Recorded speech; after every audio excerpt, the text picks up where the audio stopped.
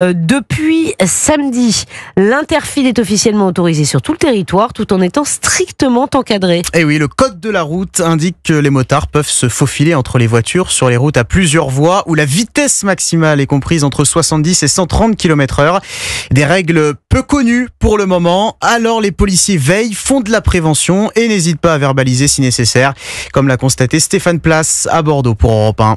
Des deux roues sous haute surveillance sur la rocade bordelaise où la vitesse maximale est de 90 km/h.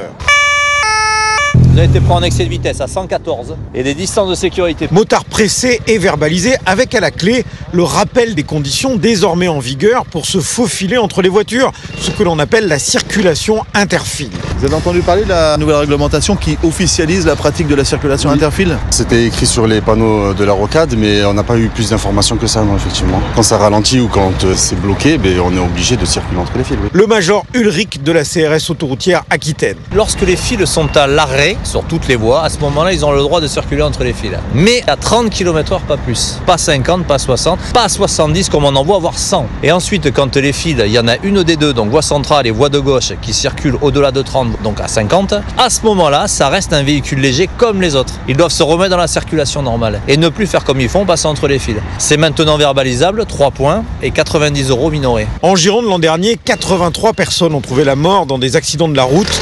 24% de ces victimes étaient des motards. Bordeaux, Stéphane Place, Europe 1.